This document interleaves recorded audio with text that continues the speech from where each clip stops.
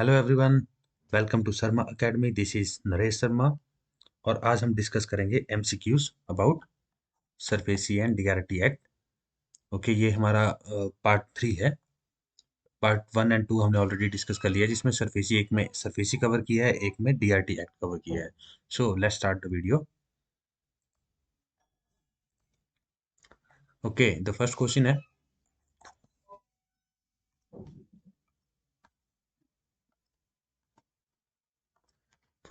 In the process of securitisation the non liquid financial assets और NPAs are converted into marketable securities in the form of, give me the right answer, that is, इसका answer क्या है? Security receipt. हमने ये already discuss कर लिया है अपने सरफेसी वाले लेक्चर में।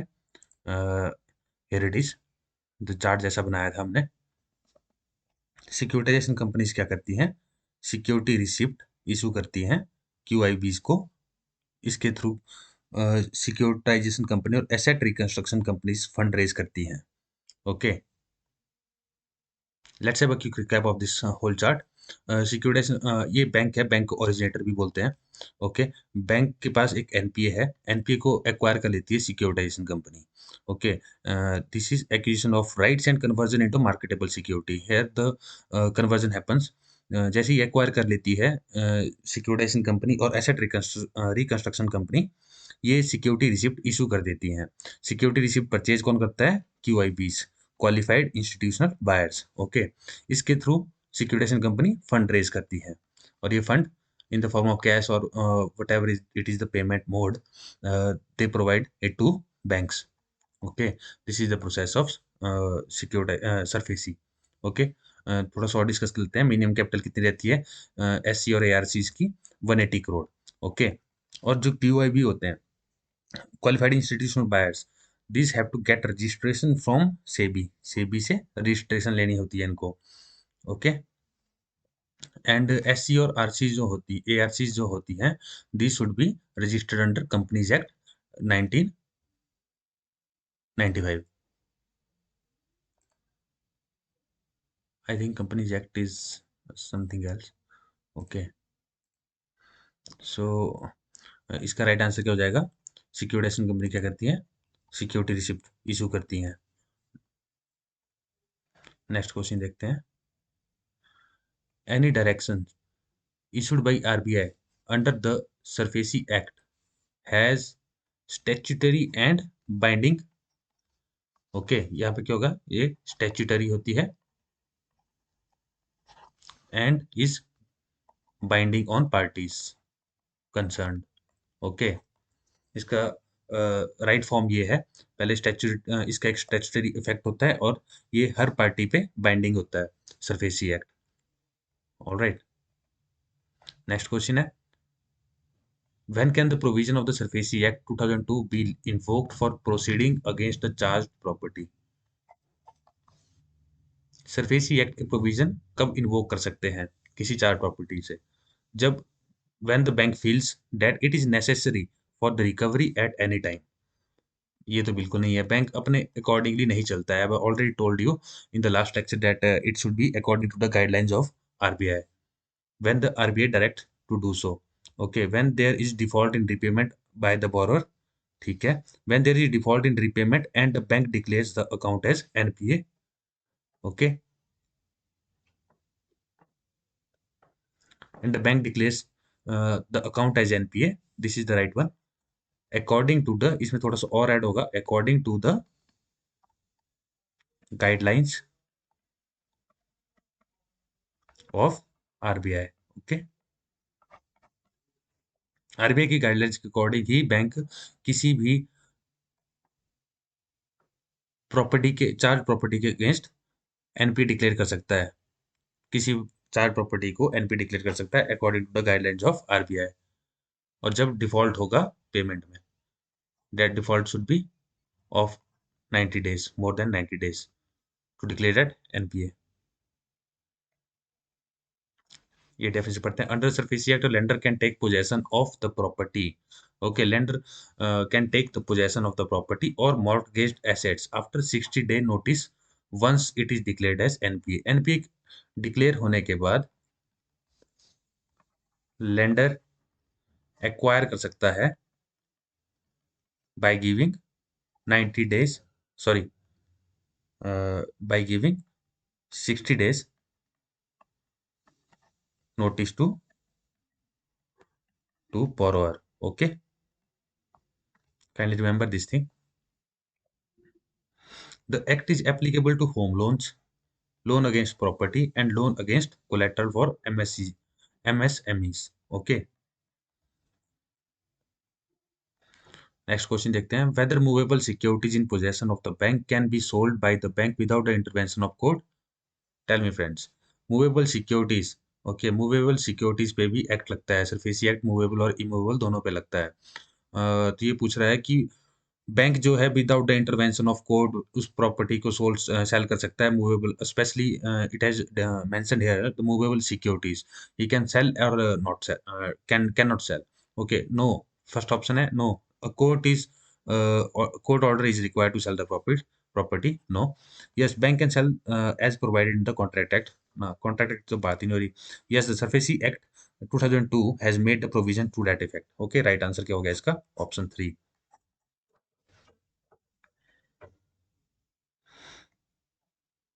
नेक्स्ट क्वेश्चन देखते हैं. इफ द बोरोअर डजंट पे within dash days after the notice by the secured creditor, the creditor can dash of the security. कितने दिन में? 60 डेज में। ठीक है, 60 डेज का नोटिस मिलता है और बोरोअर को 60 डेज में अगर कोई पेमेंट नहीं आती है तो creditor can take possession of the security. तो राइट आंसर क्या हो जाएगा इसका? First one. काइंडली इन क्वेश्चन का ध्यान रखना, बहुत ही मतलब इंपॉर्टेंट क्वेश्चन है एग्जाम पॉइंट ऑफ व्यू से।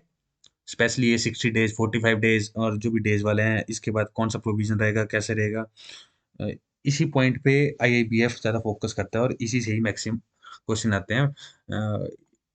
इन 3 लेक्चर से at least you can assure of 20 to 50, 15 to 20 marks. Okay,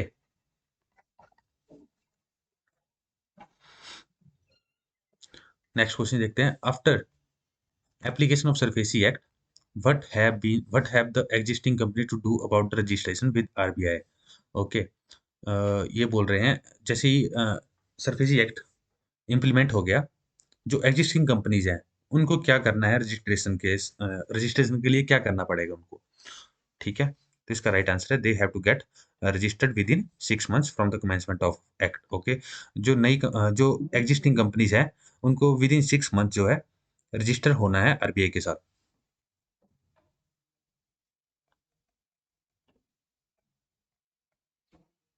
यहाँ पे दिया है with in 6 months from the date of grant of certificate of registration. Okay, the bank may on application made by SC or RC grant extension of time beyond 6 months, but in no case such extension of the time shall exceed 12 months from the date of grant of certificate of registration. Okay, किसकी बात हो रही है registration की? Registration की बात हो रही है सिक्योरिटाइजेशन कंपनी और रिकंस्ट्रक्शन कंपनीज की। सिक्योरिटाइजेशन और एसेट रिकंस्ट्रक्शन कंपनी जो है, एसेट रिकंस्ट्रक्शन कंपनी जो है, इनको जो एग्जिस्टिंग है, ओके, जो एग्जिस्टिंग है उनकी बात हो रही है, इनको विद इन 6 मंथ्स रजिस्टर करना है। ओके, नेक्स्ट क्वेश्चन देखते हैं.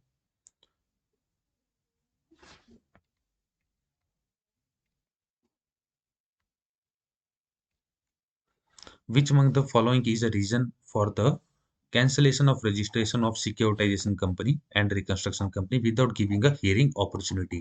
ओके, ये बोल रहे हैं नीचे इनमें से कौन सा ऐसा रीजन है जो रजिस्ट्रेशन कैंसिल हो सकती है सिक्योरिटाइजेशन और एसेट रिकंस्ट्रक्शन कंपनी की बिना किसी हेयरिंग की, बिना किसी हेयरिंग अपॉर्चुनिटी उनको दिए बिना. The company does not keep accounts as per the RBI norms. Most important है, ये तो होना ही चाहिए. The company ceases to carry on the business of the securitisation और रिकंस्ट्रक्शन कंपनी. अगर सिक्योरिटाइजेशन और रिकंस्ट्रक्शन कंपनी वो काम नहीं कर रही है जिसके पर्पज के लिए इनको फॉर्म किया गया है, तो भी उस केस में इनकी रजिस्ट्रेशन कैंसिल हो जाती है. Okay, the company fails to hold investment from the QIP. Qualified investors. Okay, ये भी है इसका। The company does not fulfil any of the conditions imposed at the time of registration. Okay, ये भी है। So all of the above are not the reasons. Okay, all of the above these should be included so as that cancellation of registration doesn't happen. Okay, थोड़ा सा इसको पढ़ते हैं हम जल्दी से। The reserve bank may cancel a certificate of registration granted to a securitisation company, reconstruction company if such company ceases to carry on business of securitization or asset reconstruction. Okay, it is if such company ceases to receive or hold any investment from the qualified institutional buyer. Okay, if SC or ARCs has failed to comply with any conditions subject to which the certificate of registration has been granted to it. Okay, if such company at any time fails to fulfill any of the conditions referred to the any in the clause, that is, these are the clauses, comply with any direction issued by Reserve Bank. Okay, maintain accounts करना है account in accordance with the requirement of any law and direction or order issued by Reserve Bank under the provision of this act. Important है। Submit or offer for inspection its books of account or other relevant documents when so demanded by Reserve Bank. Okay, kindly note कर देना इन चीज़ों को। थोड़ा सा एक बार revise हो जाएगा, रिवाइज कर लेना आप काइंडली आप, इंपॉर्टेंट है एग्जाम पॉइंट ऑफ व्यू से ये वाला पूरा पैराग्राफ। नेक्स्ट देखते हैं। On the request of secured creditor, the district magistrate or the chief judicial magistrate can take possession of the security for handing over it to the creditor. Tell me friends, true or false? This is true.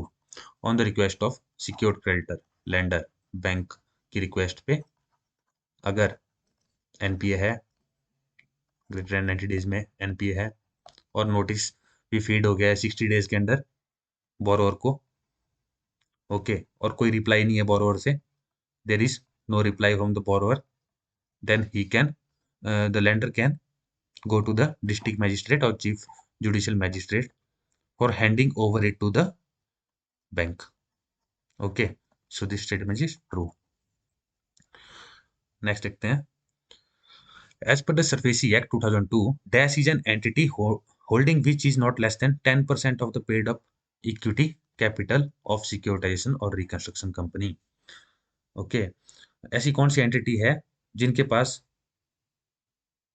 10% paid up equity capital का 10% जो है securitisation और reconstruction company में होना है। These are sponsor. Sponsor should have sponsors, kindly remember this one more thing, sponsors इनके पास क्या होना चाहिए, greater than equal to 10% of paid up capital, paid up equity capital. Okay okay friends, next देखते हैं।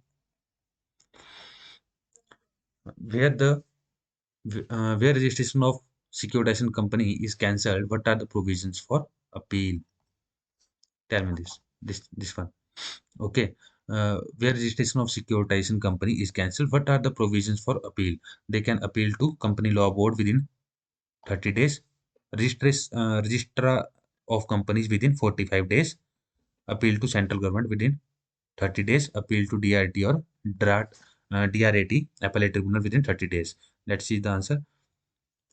जब भी किसी सिक्योरिटाइजेशन और रिकंस्ट्रक्शन कंपनी का लाइसेंस कैंसिल, रजिस्ट्रेशन कैंसिल होती है, तो they can appeal only to the central government and that is within 30 days. Okay, right answer है इसका option 4। They can only appeal to central government within 30 days of the notice और such order. Okay, after application of just a sec. Okay, the next question is, after the application of SARFAESI Act, what existing companies have to do about registration with RBI? Okay, after the application of SARFAESI Act, what existing companies have to do about registration with RBI?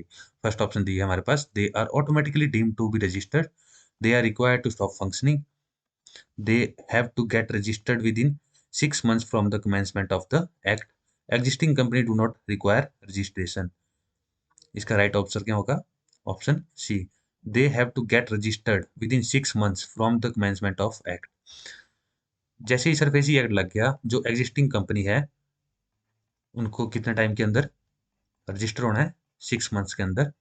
Okay, with the registrar of companies.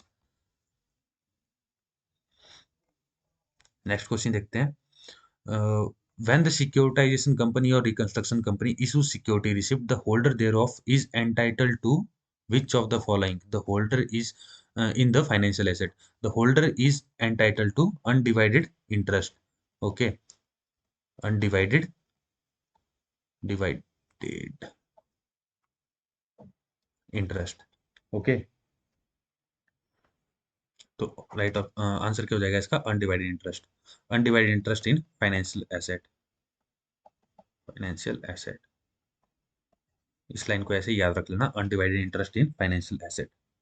Holder is there of entitled to undivided interest in financial asset. Okay, next question है, when the securitisation company fails to realise the securitized assets, the qualified institutional buyers holding -% of total value of security receipts can enforce the securitisation company for a particular decision. ये बोल रहे हैं, अगर securitisation company fail हो जाती है किसी भी सिक्योर्ड एसेट को रियलाइज करवाने के लिए, तो QIBs जो होते हैं उनके पास कितना शेयर होना चाहिए पर्टिकुलर SC और ARCs का, कि वे फोर्स कर सकें सिक्योरिटाइजेशन कंपनीज को पर्टिकुलर डिसीजन लेने के लिए। उनके पास 75%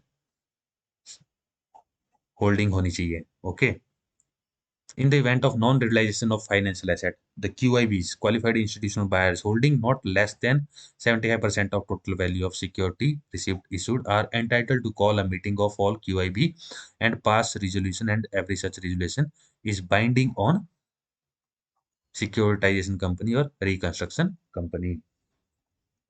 नेक्स्ट क्वेश्चन देखते हैं, which of the following options are available if there is a dispute among banks, finance FIs and the securitization company relating to non-payment of amount, the provision of SARFAESI Act। अगर ये पूछ रहे हैं, अगर dispute होता है bank FI या SC के बीच में नॉन पेमेंट को लेके, तो SARFAESI एक्ट में क्या प्रावधान है? Settlement by conciliation as per Arbitration and Conciliation Act, reference to RBI's ombudsman, appeal to High Court, filing of suit with the normal court। इसका आंसर देखते हैं। ओके, ये बोल रहा है कंसिलिएशन। ओके, इस केस में conciliation is one of the non binding procedure where an impartial third party known as conciliator assist the party to dispute in reaching a mutually agreed settlement of the dispute, where any dispute relating to securitization or reconstruction or non-payment of any amount due including interest arises amongst any of the parties, namely the bank FI or SCs or RCs or QIBs. Such dispute shall be settled by conciliation or arbitration as provided Arbitration and Conciliation Act 1996। Okay, conciliation and arbitration हुआ आपस की बातचीत से, आपस की सहमति से।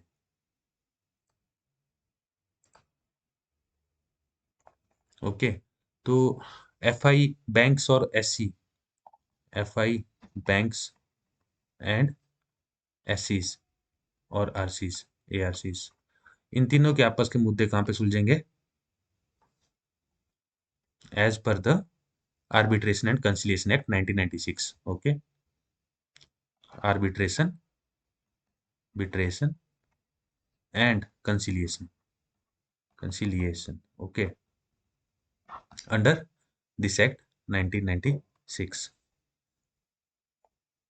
Okay, then the next question comes, if a borrower fails to make payment of dues of the secured creditor, okay, which of the following options are available to the secured creditor under the provision of SARFAESI Act? अगर कोई borrower fail हो जाता है payment देने के लिए secured creditor को, तो क्या ऑप्शन रह जाती है सिक्योर्ड क्रेडिटर के पास? क्या प्रावधान रह जाते हैं सिक्योर्ड क्रेडिटर के पास? Take possession of the secured asset, बिल्कुल। Take over the management of the secured asset, बिल्कुल। Appoint any another person to manage the secured asset, बिल्कुल। इसका राइट आंसर क्या हो जाएगा? All of the above. Secured creditor के पास ये तीनों ऑप्शन अवेलेबल हैं। He can take all three decisions if a borrower fails to make the payment. Okay, यहाँ पे हमने डिस्कस किए थे ये 3 पॉइंट। अब चौथा पॉइंट भी इसमें देख लेते हैं। Require at any time by notice in writing any person who has acquired any of the secured asset from the borrower and from whom any money is due or may become due to the borrower to pay the secured creditor, so much of the money is as is sufficient to pay the secured debt.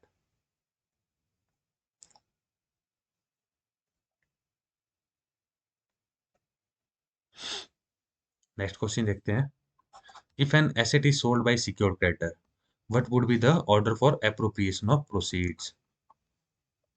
Okay, ये बोल रहा है अगर secured creditor ने कोई asset बेच दिया तो किस तरीके से वो उस पैसे को कैसे यूटिलाइज करेगा, पैसे को कैसे यूटिलाइज करेगा जो एसेट को बेचने के बाद आया है। ठीक है, फर्स्ट टुवार्ड पहली पेमेंट करेंगे toward cost charges incidental towards the preservation of securities, या first toward the dues of the secured creditor, या if there is surplus toward the other person entitled to the asset. इसका right flow देखते हैं। Firstly किसकी तरफ देगा payment? Firstly toward cost, charges, expenses incidental toward preservation and protection of securities, insurance premiums extra that are recoverable from the borrower. Okay, पहले payment इस point पे करेगा वो, toward cost charges and expenses. Secondly payment कहाँ पे करेगा? Secondly करेगा towards the due of the secured creditor. Okay, जो आउटस्टैंडिंग ड्यू बचा होगा पी प्लस आई प्रिंसिपल प्लस इंटरेस्ट, वहां पे। थर्डली पेमेंट कहाँ पे करेगा? अगर फिर भी पैसे बच जाते हैं वो पे करेगा। और कोई और पर्सन है, if it will be paid to the person entitled thereto in accordance with the right and interest. कोई और पर्सन भी लायबल है उससे पैसे लेने के लिए या रिसीवेबल रिसीव करने के लिए, तो थर्ड लास्ट में उसको पेमेंट मिलेगी। ओके, ड्यूटी नेक्स्ट क्वेश्चन देखते हैं। Duty to report satisfaction of charge to the central registrar is on creditor. Okay, creditor responsible होता है, creditor is responsible to report satisfaction of charge to registrar, central registrar. Okay, next question देखते हैं। the mortgage assets can be sold under the provisions of SARFAESI Act at reserve price based on valuation। यहाँ पे reserve price का मतलब क्या होगा? Market price, market में हमें कितनी में वैल्यू मिल रही है उस एसेट्स को बेचने पे। ओके, ये बोल रहा है the mortgage asset can be sold under the provision of SARFAESI act at reserve price based on valuation. Who gets this valuation? Valuation कौन करता है? Secured creditor. ओके, और किस बेसिस पे करता है? इसकी डेफिनेशन पढ़ लेते हैं थोड़ी सी। Any asset sold under the SARFAESI act is sold on as is where is, जैसा है वहीं पे, और जैसा भी है वैसा ही। Okay, as is what is basis unless specified otherwise. Since the mortgaged assets can be sold under the provision of SARFAESI Act 2002 at reserve price based on the valuation and the secured creditor gets the valuation. Next question देखते हैं। बहुत ही प्यारा question है और sure short है, exam में आएगा। When offer of sale of property is accepted by the purchaser and secured creditor ने एक्सेप्ट कर लिया है ऑफर प्रॉपर्टी बेचने पर। द परचेजर जो परचेज करता है उसको कितना परसेंट डिपॉजिट करना पड़ता है बिडिंग अमाउंट का? ओके, उसको एक्सेप्ट करना पड़ता है 25%। 25% ऑफ द ऑफर प्राइस उसको ऑन द स्पॉट डिपॉजिट करना होता है, और 25% किसका होगा? ऑफर प्राइस का। नेक्स्ट क्वेश्चन देखते हैं। The cognizance of offences under the provision of SARFAESI act can be taken by which court? That is metro, I think it is metropolitan magistrate और judicial magistrate of first class. Okay, if the lender fails to, let's see a definition, fails to inform the central registry, central government about the securitization of an asset as laid down in section 23, 24, 25 of the act, the court can take cognizance of such an offense only with the approval of RBI or Central Registry. Also, such cognizance can be taken only by a court not inferior to metropolitan magistrate and judicial magistrate. Okay. Next question है the period available to the borrower under the provisions of SARFAESI Act 2002 to file appeal before debt recovery appellate tribunal against the decision of debt recovery tribunal. Okay, borrower के पास कितने time के अंदर borrower जो है DRT के order के against, ये DRT के ऑर्डर है, कितने टाइम में एपेलेट ट्रिब्यूनल में ये अपील कर सकता है? That is 45 days from such order date. He can appeal in 45 days.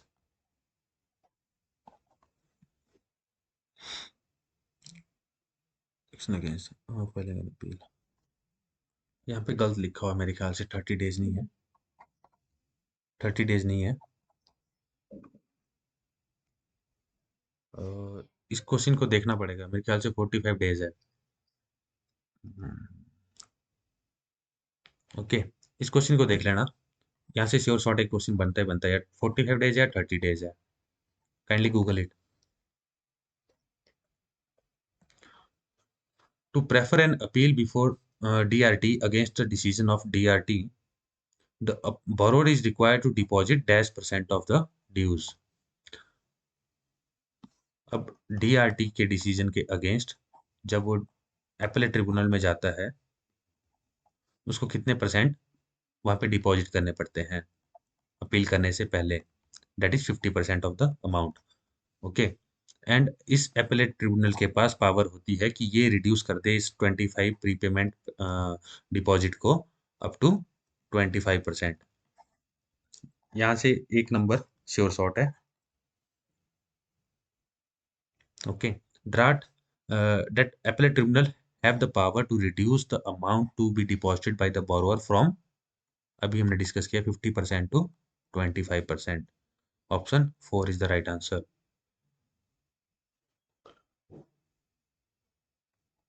Next question देखते हैं, what is the pecuniary jurisdiction financial limit of cases that can be entertained by DRT under the provision of SARFAESI Act?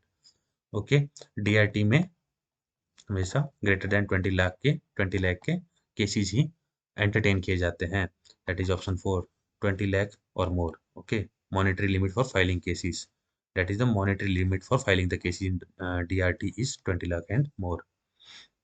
For challenging action initiated by secured creditor against a defaulting borrower under SARFAESI Act, the borrower can go to civil court for injunction. Tell me friends, अगर SARFAESI के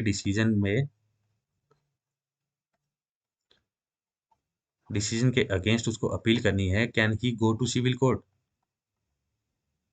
okay, that is false, no he can not, he has to appeal in DRT।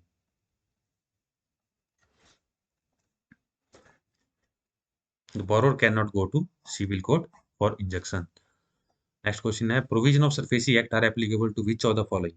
Pledged goods में नहीं, only mortgage properties, security debt are not otherwise charge to the creditor, security charge to the creditor and not in possession of creditor. Let's see, इसका answer देखते हैं। Provision of the SARFAESI act are applicable to only दो security which have been charge to creditors but are not in possession of creditors. Right answer क्या हो गया? Option 4, securities charge to the creditor but not in possession of the creditor. Any hire purchase and lease contracts covered under SARFAESI Act? No, hire purchase and lease contract are not covered under SARFAESI Act.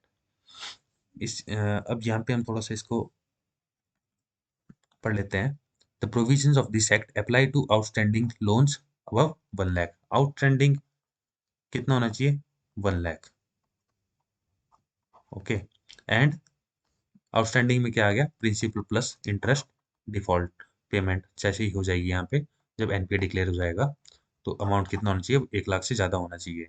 और जो ये NPA है The NPA loan accounts amounting to less than 20% of the principal and interest are not covered under this act.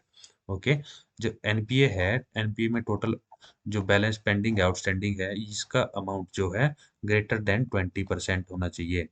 किसका? जो principal plus interest का total outstanding है, उसका 20% से ज्यादा अमाउंट पेंडिंग होना चाहिए रिकवर करने के लिए। वहीं पे ही in that case only the SARFAESI act will be applicable, if that is greater than 20% of the outstanding and that outstanding should be greater than 1 lakh. Okay, next question देखते हैं। After the bank's notice a defaulting borrower has paid within 60 days a substantial amount, not the full amount, he has paid a substantial amount and the present dues are 15 lakhs, which is 15% of the claimed amount. Can bank proceed to take possession of the security? एक तो उसने with in 60 day एक थोड़ा सा amount वहां पे पे कर दिया। ओके, इस केस पे मना हो जाएगी, SARFAESI can not be implemented. और जो मेन है इसका, वो अभी हमने डिस्कस किया कि ग्रेटर देन 20% होना चाहिए outstanding amount, principal plus interest outstanding amount greater than 20% होना चाहिए डेट, और यहाँ पे कितना है? 15% है। Okay, so SARFAESI can not be enacted under such case. Okay, next question देखते हैं। Can a bank proceed to take possession of security after 4 years of cause of action? No, this comes from the limitation period. Okay, from the cause of action after 4 years।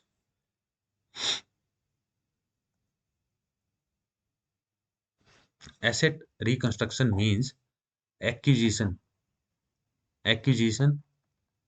by securitization company or reconstruction company of any right or interest of the creditor in any financial asset assistance।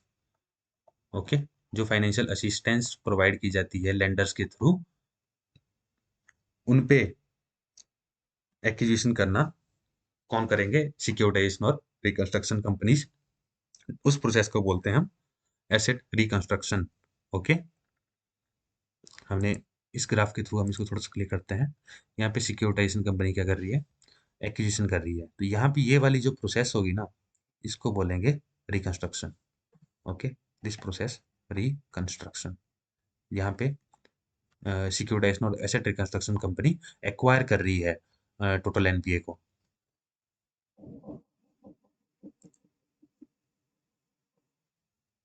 SARFAESI Act is applicable to RRBs. True, already discussed कि RRB, nationalized banks, cooperative banks, RRBs, SBI and its associates, apart from other financial institutions, cooperative banks apart from other financial institutions। Okay, RRB पे लागू होता है SARFAESI Act।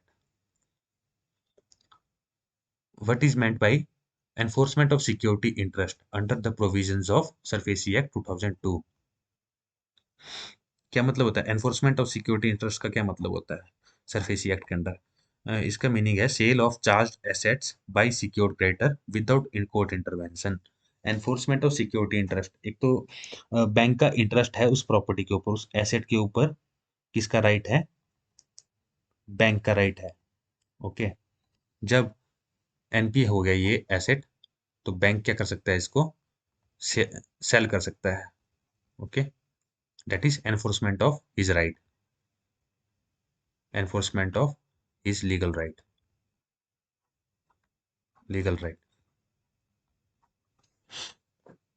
क्योंकि borrower ने उसको गिरवी रखा हुआ बैंक के पास। और सरफेसी का सबसे बड़ा फायदा ये है कि without the intervention of court we can proceed for the sale of assets that are NPS. How much time is given to the borrower to make the payment of the dues?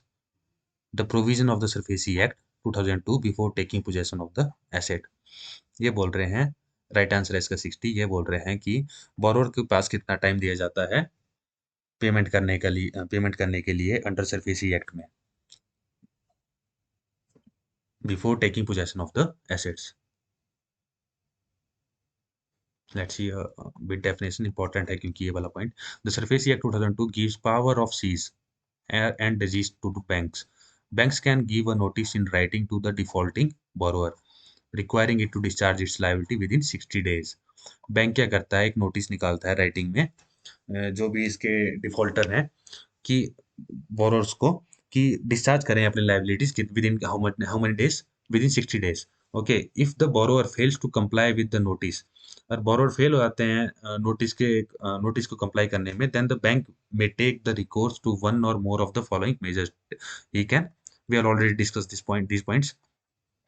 He can take the possession of the security for the loan. Second क्या है, sale or lease or assign the right over the security. Okay. Third क्या है, manage the same or appoint any person to manage the same. Okay. ये है SARFAESI. Next देखते हैं, in case there is any objection from the borrower, which of the following action is required to be taken by the secured creditor। अब हमने discuss किया है यहाँ पे कि बोरोअर ने ऑब्जेक्शन लगा दिया, जैसे ही 60 डेज का नोटिस दिया उसको, तो बोरोअर ने ऑब्जेक्शन लगा दिया उस पे। तो इस केस में सिक्योर्ड क्रेडिटर क्या करेगा, he must apply his mind to the objection, बिल्कुल टू द लीगल पॉइंट से, लीगल तरीके से, लीगल वे से रिप्लाई करेगा उसको, बोरोअर को। Okay, and the objection should be replied with in 15 days. कितने दिन के अंदर बोरोअर को रिप्लाई करना है, with in 15 days.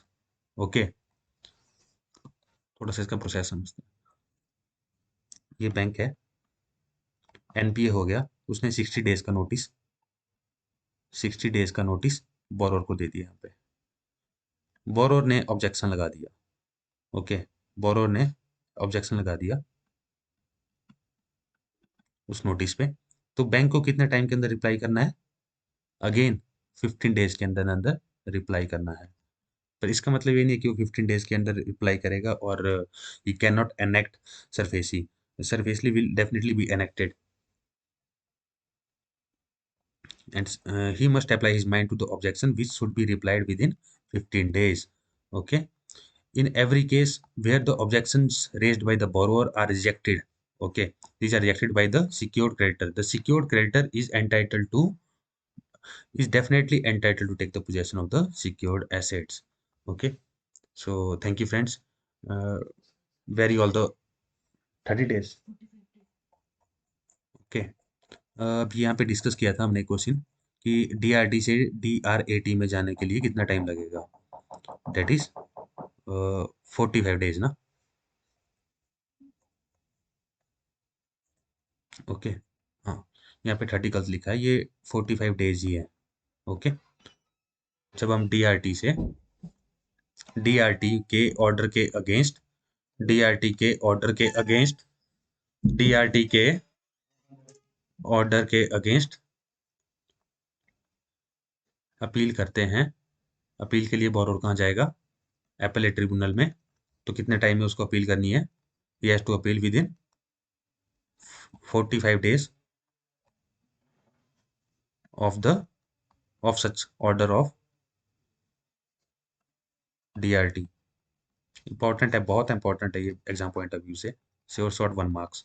Okay, so kindly revise कर लेना इन क्वेश्चंस को, बहुत ही जरूरी है, आपके एटलीस्ट 15 to 20 मार्क्स। ठीक है, कहीं नहीं जाते अगर आपके ये कॉन्सेप्ट, छोटे छोटे कॉन्सेप्ट्स हैं, मैक्सिमम डेज हैं, कितने टाइम में कौन कहाँ पे अपील करेगा, क्या प्रोसेस है, बोरोर के अगेंस्ट क्या प्रोसेस है, सरफेसी में क्या एक्ट है, डीआरटी का क्या है, तो छोटे छोटे पॉइंट्स हैं। तो इनसे आपके ना 15 to 20 मार्क्स, बहुत बड़ा बूस्टर काम करेगा ये। All are discussed within part 1 of series part 2। Part 1 part 2 का लिंक डिस्क्रिप्शन में डाल दूंगा, and this was the part 3। So मिलते हैं दोस्तों अगली वीडियो में। Thank you.